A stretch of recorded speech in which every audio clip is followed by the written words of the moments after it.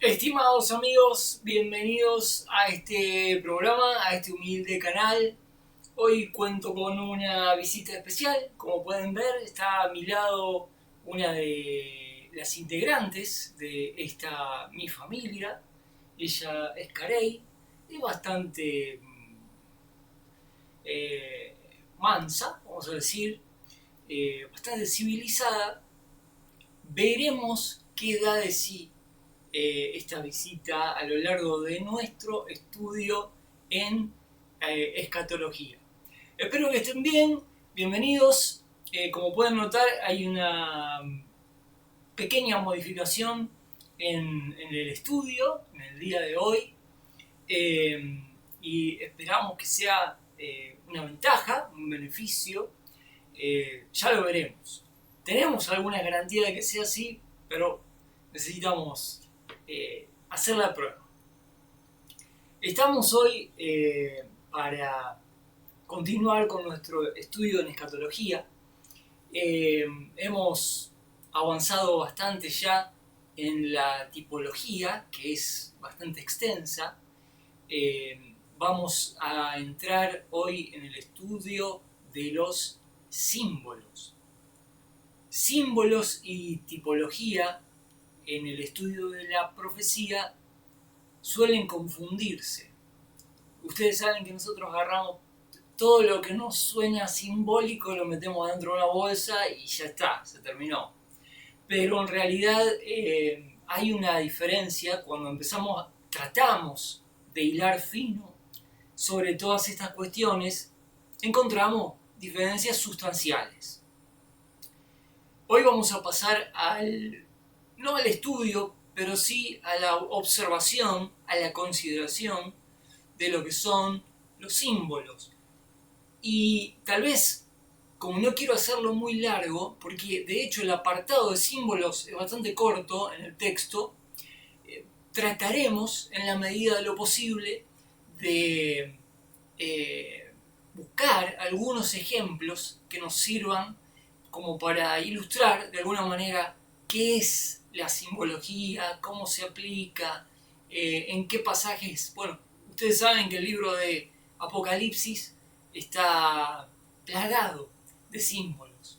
Entonces trataremos de escudriñar algunos de esos símbolos que aparecen en el libro de Apocalipsis, que tienen su origen y su raíz, como vamos a ver en el texto, siempre en el Antiguo Testamento. No, hay pocas cosas realmente que se tocan a nivel de símbolos en el Nuevo Testamento que no tengan serios y profundos antecedentes en el Antiguo Testamento. En esto, la regla de que el Antiguo y el Nuevo Testamento se iluminan, se alumbran y se interpretan mutuamente está presente, naturalmente.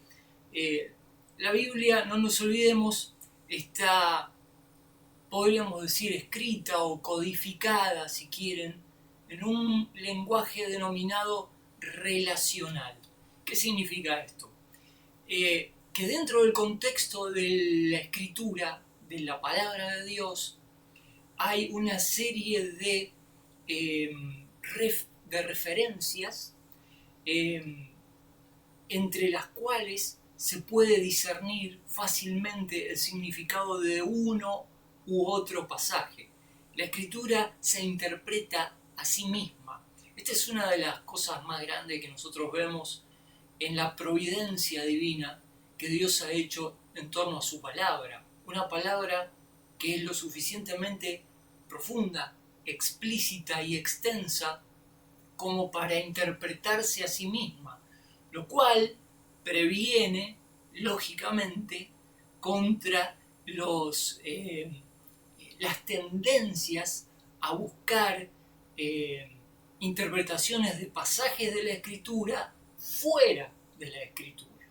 La escritura nos provee suficiente material de referencia, de autorreferencia, para poder entender su significado. Así que bueno, vamos a ver si pasamos a nuestro archivo PDF. Estoy viendo que estamos experimentando algunas interferencias, algunos lags. Probablemente haya algún tipo de ralentizaciones en la grabación de este video. Veremos si podemos mejorarlo. Y pasando al archivo de PDF, que lo tenemos aquí, quiero mostrarles, bueno, aquí es donde quedamos en la letra B, revelación profética por medio de símbolos. No voy a hacer referencia a la parte de arriba, que fueron los tipos, y vamos a empezar con los símbolos. El segundo, dice el Dr. Pentecost, el segundo método de revelación profética es por medio del uso de símbolos.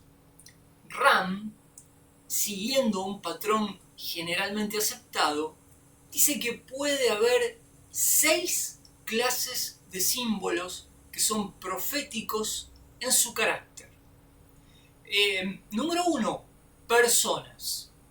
Número 2, instituciones. De esto hemos hablado más específicamente en la tipología de la persona del sumo sacerdote, por ejemplo, de la institución, anota de instituciones de la Pascua, de oficios como lo era el oficio del profeta, vamos a decir, pensando en cuestiones que ilustren de alguna manera la persona y la obra de Cristo, ¿no? Cristo profetizado también como un profeta, valga la redundancia, un oficio, eventos como por ejemplo podríamos mencionar el cruce del Mar Rojo, para no complicarla, acciones. Esto habría que pensar más específicamente en qué acciones simbolizan proféticamente algunas cosas reveladas más profundamente en el Nuevo Testamento. Creo que el éxodo de Israel de la tierra de Egipto podría ser el mismo cruce del Mar Rojo como una acción simbólica. El cruce del río Jordán podría ser una acción que revela en cierta medida el carácter profético de la Escritura. Y cosas, ¿no? La revelación profética por medio de símbolos incluiría cosas más puntuales y específicas que ya veremos. Barth da las siguientes reglas para guiarnos en la interpretación de tales símbolos. Número 1. El significado de un símbolo debe determinarse primero que todo por un conocimiento preciso de su naturaleza. Voy a hacer referencia a estos 6 puntos, después cuando vayamos brevemente a Apocalipsis y veamos ahí algunos símbolos que aparecen en el capítulo 9. Yo seleccioné el capítulo 9, si quieren poner pausa, adelantarse, leer los juicios narrados para el tiempo de la gran tribulación, ¿no? En el capítulo 9 de Apocalipsis, el significado de un símbolo debe determinarse primero que todo por un conocimiento preciso de la naturaleza de eso que se está simbolizando. En el caso de Apocalipsis 9, creo que debería mencionarlo ya, sería el tema de los ángeles caídos o los demonios. Número 2. Los símbolos del culto mosaico, fíjense qué interesante, pueden tener por lo general solo aquel significado que concuerda con las ideas y verdades religiosas del mosaísmo. Quiere decir, cuestiones que le atañen a la ley mosaica, y más específicamente si hablamos de símbolos del culto mosaico, cosas que apuntaban a la ley ritual, por ejemplo, ¿no? Entonces repito el número 2. Los símbolos del culto mosaico, porque es importante saber esto debido al hecho de que muchas veces vamos leyendo por el Antiguo Testamento toda la historia de Israel bajo el tiempo de la ley y notamos un énfasis en la narración puntual, específica y detallada de los símbolos en ese periodo de tiempo y en ese contexto. Los símbolos del culto mosaico pueden tener, por lo general, solo aquel significado que concuerda con las ideas y verdades religiosas del mosaísmo y con sus principios claramente expresados y reconocidos. Antes de analizar un símbolo, es importante de que ese símbolo que está lo suficientemente explicitado y explicado en sus contextos, uno se familiarice con eso que uno pretende ver, qué significado simbólico tiene la pechera del pectoral del sumo sacerdote en el Antiguo Testamento, con las 12 piedras que representan las 12 tribus de Israel. Antes de buscar su significado simbólico, es muy importante buscar en su contexto y analizarlo, porque por lo general gran parte de lo que simbolizan va a estar retenido en su contexto. Nuestra capacidad de entenderlo muchas veces va a tener que ver más bien con entender este símbolo, la función de este símbolo en su momento, que en un momento posterior, ¿no es cierto? Es importante hacer un anclaje, ¿no? en el tema del contexto original de un símbolo, especialmente en el tiempo de la ley, cuando estaba tan lleno de símbolos todo ese tiempo y todos esos relatos. Número 3.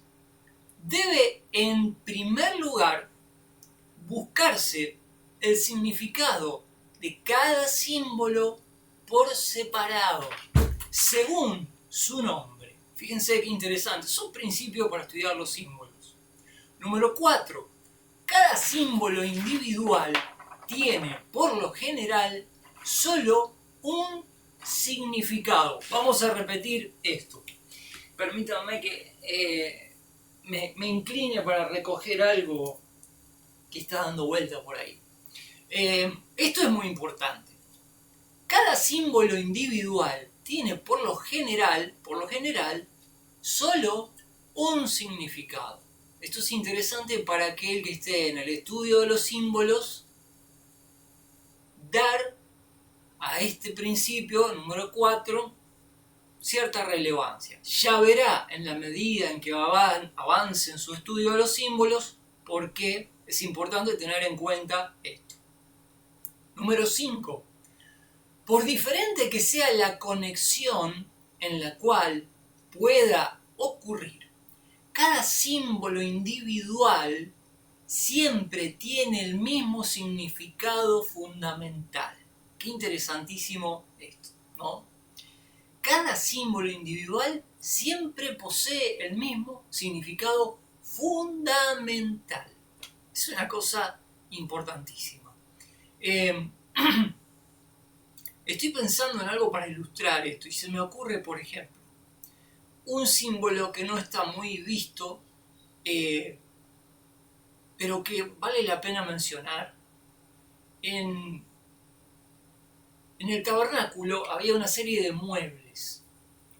Uno de los muebles, bueno, tenías el altar del incienso, el altar del sacrificio estaba afuera, había una mesa que contenía los panes de la proposición.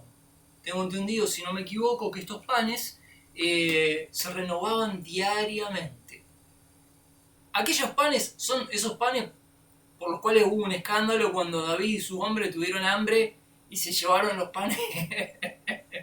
Se llevaron los panes, olvídate, dijo David. Tenemos hambre, esto tiene que tener un sentido práctico, dijo David, y entonces es necesario que le demos utilidad, ¿cierto? Bueno, mientras tanto, si ustedes probablemente perciban una presencia oscura mientras que yo estoy acá, no sé si lo perciben, pero fíjense, la presencia de los seres oscuros, de lo cual hablaremos en un futuro no muy lejano, es una realidad. Hay que tener cuidado con los seres de oscuridad que andan por tu casa. Continuamos. Vamos al PDF. Vamos por acá. Por diferente que sea la conexión en la cual pueda ocurrir, cada símbolo individual tiene siempre el mismo significado fundamental. Hablaba de la mesa y la mesa en sí es alucinante, la simbología, lo que, bueno, hay que empezar por el sentido práctico de una mesa. Pero la mesa tenía alrededor una barandilla, ¿no? La mesa no era una mesa sin más, plana, de la cual podían caer los objetos con facilidad, ¿no? La mesa tenía una baranda alrededor de un palmo de altura. Un palmo de altura era la baranda, para decirlo en términos contemporáneos, una baranda de un palmo alrededor de la mesa que contenía los panes de la proposición. Quienes han estudiado esto claramente dan a entender que el significado práctico de esa baranda era impedir que los panes de la proposición cayeran de la mesa, lo cual habla claramente de una medida de seguridad. Hasta en esas cuestiones tan minuciosas hay una simbología en torno a qué representaban esos 12 panes, que representaban las 12 tribus que estaban allí delante de la presencia de Dios, protegidos, no solamente dispuestos sobre una mesa, sino protegidos de manera que no pudieran caer o salir de ese lugar de privilegio que se le había dado en ese momento. Cada símbolo tiene un significado fundamental. En este caso, esa barandilla de un palmo de altura que bordeaba la mesa representaba y estaba allí para dar seguridad a aquello que estaba simbolizado dentro. Es tan simple como eso. No tiene otra función. El significado fundamental siempre es el mismo. Número 6. En cada símbolo, bien sea objeto o acción, la idea principal que simboliza debe distinguirse cuidadosamente de aquella que necesariamente solo sirve para la apropiada exposición y tiene, por lo tanto, un propósito secundario. Esto ya es más profundo. Hay símbolos que tienen una función literal, pero que tiene, como dice acá, es necesario distinguir la idea principal de lo que se simboliza. Hay veces que es necesario hacer esta diferenciación. Terry, otro autor que nos habla mucho, que tiene una gran obra escrita sobre simbología y la cuestión más que nada de el lenguaje literal y el lenguaje figurado, las diferencias.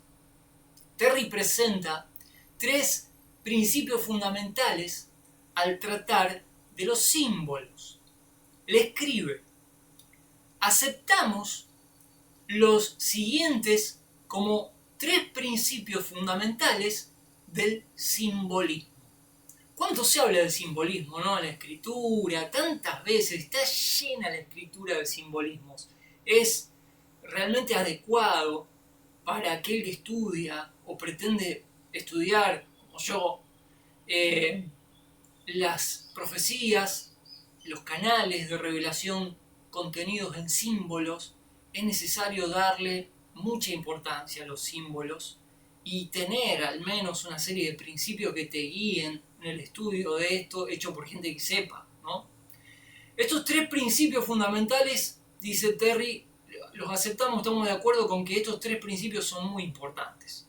Número 1, los nombres de los símbolos deben entenderse literalmente. Número 2, los símbolos siempre deben denotar algo esencialmente diferente de ellos mismos.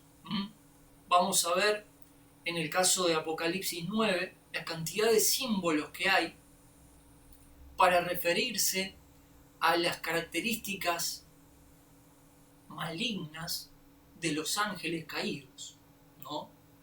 Muy interesante. Pero los símbolos siempre deben denotar algo esencialmente diferente de ellos mismos. Ya lo vamos a ilustrar. Y número 3, alguna semejanza más o menos minuciosa, detallada, se puede trazar entre el símbolo y la cosa simbolizada. A veces, no siempre. La gran pregunta del intérprete de símbolos, por lo tanto, debe ser: ¿cuáles son los probables puntos de semejanza entre esta señal y la cosa que tiene por objeto representar? Y suponemos que será obvio a toda mente despierta al contestar esta pregunta, que no se puede esperar tener un conjunto de reglas rígidas o minuciosas supuestamente aplicables a todos los símbolos. La minuciosidad en el terreno de la simbología es tan grande y hay casos tan exclusivos que es muy difícil trazar o enumerar una serie de normas estrictas, como si se tratase, de un manual para la interpretación de símbolos. No es tan fácil. Esto se debe a la cantidad de símbolos que hay, que suelen variar entre unos y otros, y a veces el contexto, como ya hemos visto, una regla de la interpretación, de la hermenéutica, determina mucho el significado de algo que se quiere simbolizar. Entonces, esto requiere un trabajo minucioso, una investigación de cada símbolo en su contexto, una diferenciación, tener en cuenta de que los símbolos normalmente no quieren significar más de una sola cosa, y bueno, esto nos va dando una noción, una ayuda, ¿no? Generalmente se puede decir que al contestar la pregunta mencionada, el intérprete debe hacer una estricta consideración. Se va a detallar en 3 puntos. Número 1, del punto de vista histórico del escritor o profeta. O sea, ¿qué es ese símbolo desde el punto de vista histórico o desde el punto de vista del escritor que nos narra eso, o del profeta que está proclamando algo que contiene un símbolo o varios símbolos? Número 2, de la esfera de acción y del contexto. Quiere decir, analizar el símbolo dentro de su propia esfera de acción. Por ejemplo, si vamos a representar, a ubicar el símbolo de, mencioné antes, el pectoral del sumo sacerdote. no está bueno, como se dice, como se suele decir, abstraerse completamente, ¿no?, de este símbolo. El sumo sacerdote en la pechera, en la parte del pectoral, tenía una placa de oro, y en la placa de oro tenía aplicada, engastada, 12 piedras que representaban las 12 tribus de Israel. A veces nos abstraemos demasiado pronto y fijamos nuestra mente en el símbolo y nos olvidamos de la esfera de acción y del contexto en el cual se forja esa pechera y qué sentido tiene y cuándo se usa y para qué se usa y en qué ocasión se usa y qué representa el hecho de que esté en el pecho del sumo sacerdote.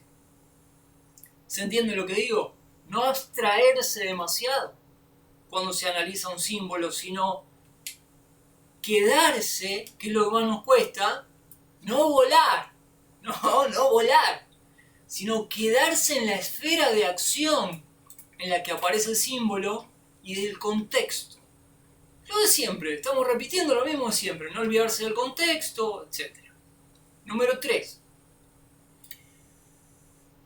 Tener en cuenta la analogía y el significado de los símbolos y figuras similares usados en otras partes. Esa es, sin duda, la verdadera interpretación de todo símbolo que más plenamente satisface las condiciones varias y la que no trata de imponer ningún punto de supuesta semejanza más allá de lo que se justifica con los hechos, la razón y la analogía. Lo que está diciendo acá es que si uno guarda cuidado en el estudio de un símbolo, de hacerlo en su contexto, no saliendo de la esfera de la acción de ese símbolo original, difícilmente pueda salir con algún significado injustificable. Pero si uno se abstrae y se olvida en dónde nace ese símbolo, y leyendo el Antiguo Testamento van a encontrar un montón de símbolos, a lo mejor nunca le prestaste atención al detalle, pero hay cantidades de símbolos. La gente, si vos estás siguiendo, por ejemplo, estos videos, tendrás seguramente alguna esperanza de en algún momento entender bien el libro de Apocalipsis. Y ya sabés de antemano que el libro de Apocalipsis está lleno de simbología, lo cual no significa, de acuerdo con lo que estudiamos hasta ahora, de que esas cuestiones expresadas en símbolo no tengan un significado real en algún punto, ¿no? Porque, ¿qué pasa? Rápidamente se saca una deducción que es errónea.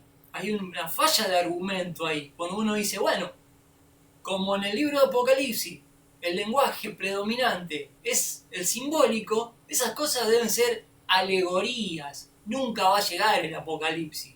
Eso es un error de argumentación, o un error, mejor dicho, de deducción. Los símbolos se utilizan para expresar cosas reales. El libro de Apocalipsis tiene cantidades de símbolos. Y bueno, todo esto requiere de una preparación de aquel, me gusta cómo lo expresó acá Pentecost, dice, el estudiante del símbolo en la Biblia, ¿no? El símbolo en general. Ciertamente lo que dice Pentecost, después de citar a Terry, ciertamente lo que ha sido dicho por los escritores mencionados arriba sobre el asunto de la interpretación de los símbolos en general, se aplicará, fíjense, a la interpretación del simbolismo profético. Hay símbolos que representan cuestiones elementales o cuestiones, a ver cómo podría decirlo mejor, cuestiones éticas o morales, y hay símbolos que representan cuestiones proféticas, que van más allá, lejos en el tiempo, y son de cumplimiento futuro. Pentecost acá trata de continuamente de establecer estos dos paradigmas, que hay símbolos, pero hay símbolos que representan cuestiones proféticas. Y necesitamos aprender a interpretar los símbolos tradicionales, comunes, vamos a decir, para estar en condiciones de interpretar las simbologías proféticas, que si bien están dentro de la misma categoría de símbolos, apuntan a diferentes cosas. Terry, sin embargo, dice Pentecost, ha agregado una palabra, un párrafo más, en particular, concerniente a este campo especializado del simbolismo. Vamos a leer esto que dice Terry. Permítanme primero ir a... Mi computadora está pensando si me va a hacer caso de lo que le pedí o si me va a dejar acá en sala de espera, ¿no? Vamos a ver cuánto tiempo llevamos, porque no quiero extenderme demasiado. Tenemos 30 minutos, está bien, 30 minutos, todavía es joven la mañana, y vamos a volver al archivo PDF. Vamos a ver qué nos dice Terry en esto que Pentecost considera importante mencionar. Por lo tanto, en la exposición de esta clase de profecías, las profecías representadas por símbolos, es de primera importancia aplicar con juicio, con criterio y habilidad los principios hermenéuticos de interpretación del simbolismo bíblico.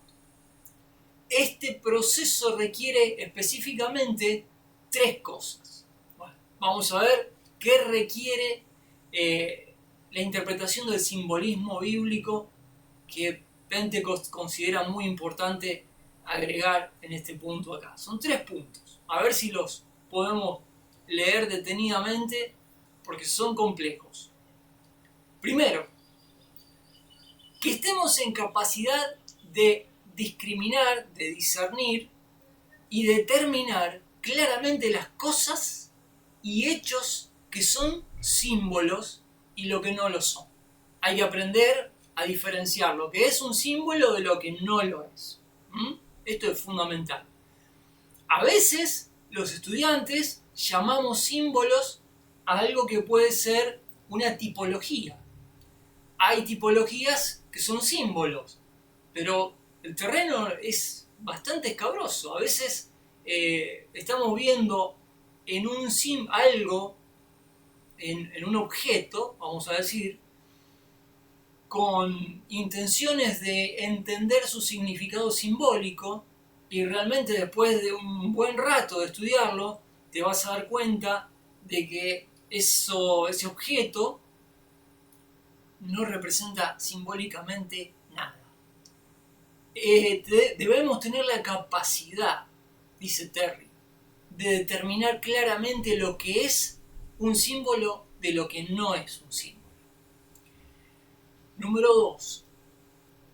Que los símbolos sean contemplados en sus aspectos amplios y sobresalientes en vez de estudiarlos en sus puntos incidentales de semejanza. ¿Se entiende lo que está diciendo, no? O sea, el símbolo siempre apunta, como se nos dijo antes, a un significado y hace una referencia amplia a algo que no puede ser pasado por alto. Terry dice acá, no nos distraigamos en, quiero leer lo que dice exactamente ahí, en cuestiones incidentales. Las cuestiones incidentales son lo que son, incidentales, ¿no?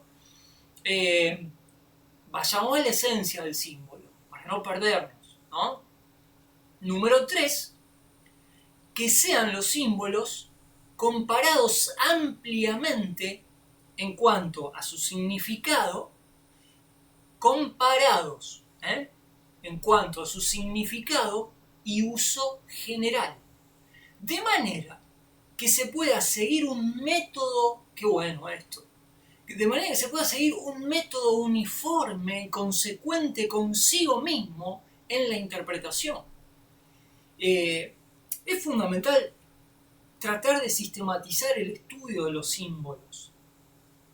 Y es totalmente diferente tratar de hacer eso, lograrlo, que sentarse, abrir la Biblia y aleatoriamente en alguna lectura, bajo la influencia de esta tendencia de moda que es encontrar símbolos por todos lados, que tiene más que ver con una cuestión mística del cristianismo, ¿no?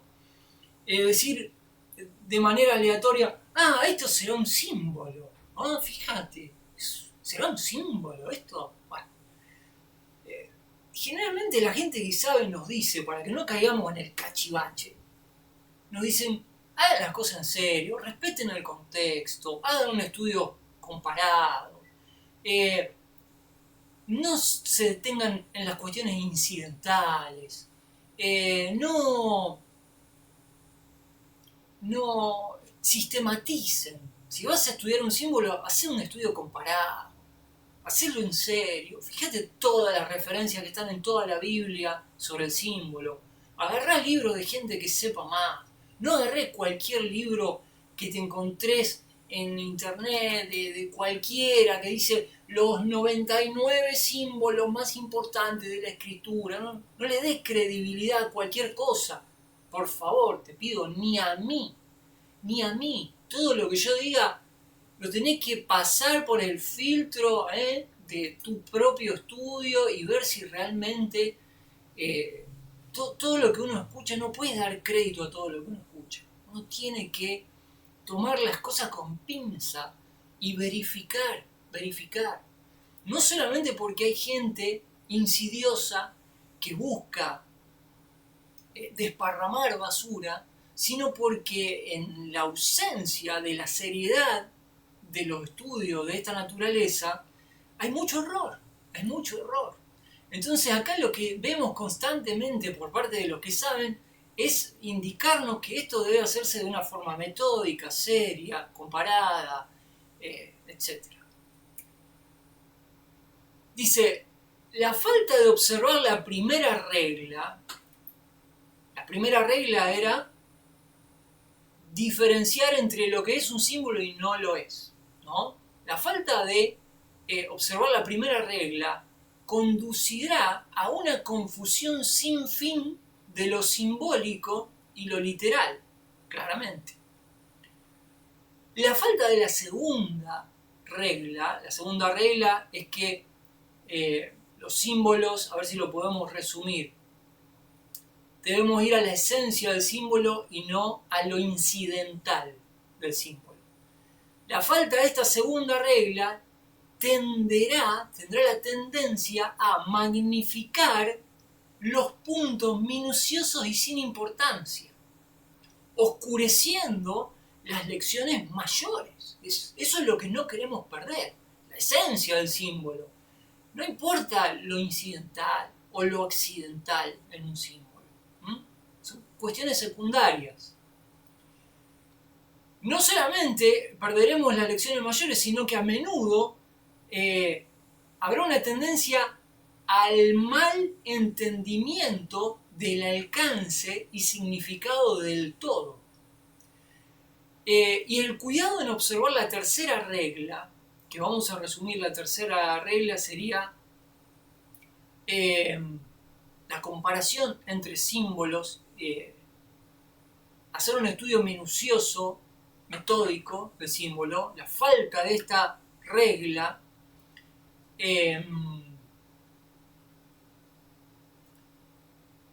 nos permitirá notar las diferencias, así como las semejanzas de símbolos similares. Lulú viene acá a simbolizar lo que es... piénsenlo ustedes, ¿qué simboliza un gato que está todo el día encima tuyo y que no te deja y que está saltándote y que quiere mimo y mimo y mimo? Piensen lo que simboliza eso. Bueno, vaya. Lulú, ella es Lulú. Por suerte ya estamos terminando. La próxima invito solamente a un gato, no dos. Hay una observación que parece que la han pasado por alto muchos estudiantes de la interpretación, dice Pentecost, de la profecía. No, si él lo dice, hay que parar las orejas, ¿no? Y es el hecho de que la escritura, esto, frase de hoy para enmarcar.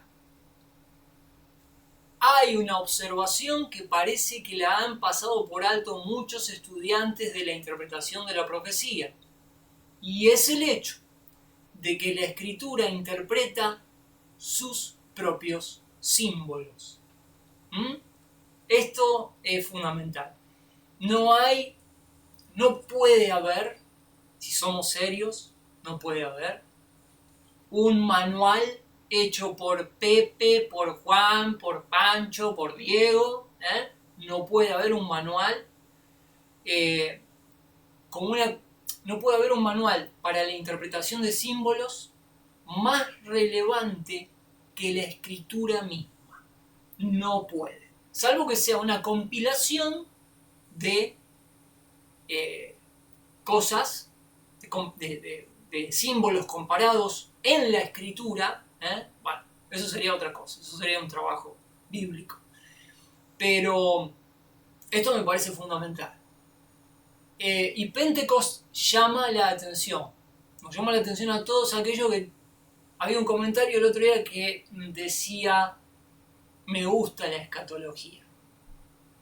¿A quién no le gusta la escatología? Claro, yo me identifico mucho con esos comentarios. Y a los que nos gusta la escatología debemos tener en cuenta cuando hay un llamado de atención, especialmente por el autor de semejante obra como esta, que nos dice que la escritura interpreta los símbolos. Y pasar por alto eso sería de terror.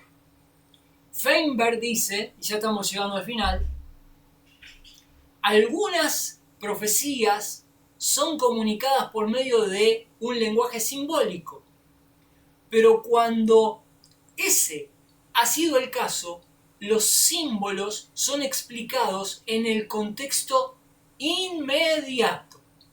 El error de siempre, ¿no?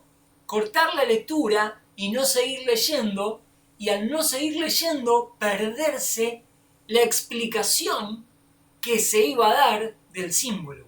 A veces, como en el audio, en el video anterior, vimos que pasa lo contrario.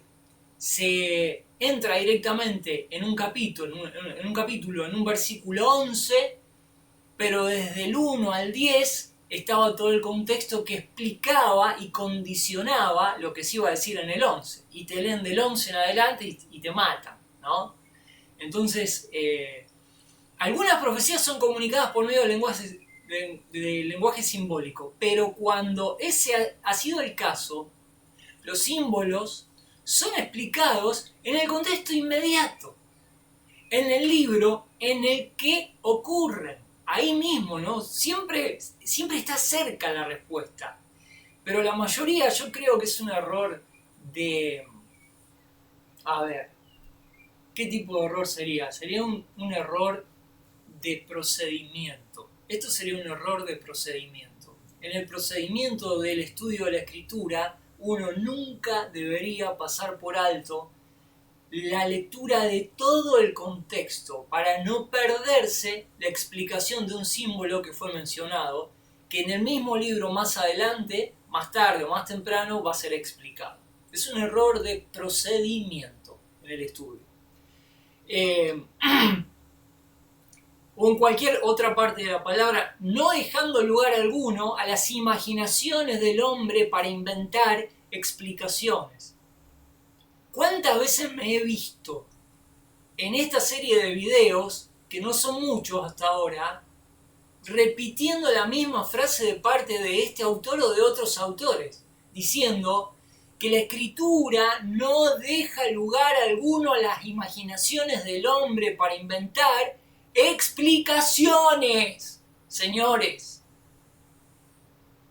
ya, a ver, de leer esto, ya debe ser la tercera o la cuarta vez en 50 páginas que se menciona. Hay un énfasis, va a ver, es obvio, esto es obvio que hay un énfasis en esa tendencia, ¿no? Después nos preguntamos por qué el cristianismo es tan místico, porque no lee la escritura. Claramente, porque si leyera la escritura, evitaría las imaginaciones sin límite de los hombres para inventar explicaciones.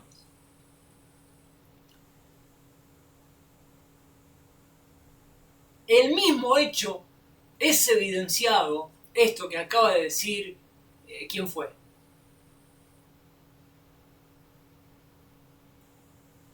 Fue Terry. El mismo hecho, Feinberg, el que nos dijo esto, que es fabuloso. Lo mismo nos dice Hilderstone. Fíjense, Hilderstone lo dice con otras palabras. Tomando el Apocalipsis como un todo, casi no hay ni una figura o visión en él que no esté contenida en principio en Isaías, Ezequiel, Daniel o Zacarías. Probablemente el estudio de estos libros en su vejez había preparado al visionario para las visiones. ¿De quién está hablando? Del visionario hablando de Apocalipsis. A Juan. ¿No? Bueno, dice, probablemente el estudio de estos libros, Isaías, Ezequiel, Daniel y Zacarías, habían preparado a Juan, al visionario, para las visiones que tenía que ver con el futuro cercano o lejano. Es imposible negar que cualquiera de los profetas no estaba familiarizado con el Antiguo Testamento, especialmente un apóstol como lo fue Juan, que fue seleccionado divinamente después para darnos un libro como Apocalipsis. A ver, así como Dios providencialmente preparó a Mateo para tener un carácter y una comprensión especial para escribir el Evangelio que escribió, porque nadie estaba más en la crema del problema de época que Mateo para explicar el escándalo judío. Los que están siguiendo los videos de Mateo, es alucinante la vida y el estudio de Mateo. Lo mismo Juan. Estas cuestiones son hechas por Dios. La providencia acá, sin dudas, se demuestra.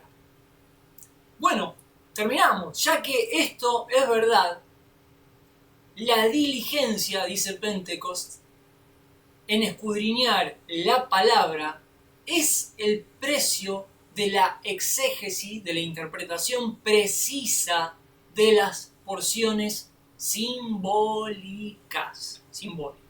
Bueno, amigos, 45 minutos. 45 minutos. Mi idea,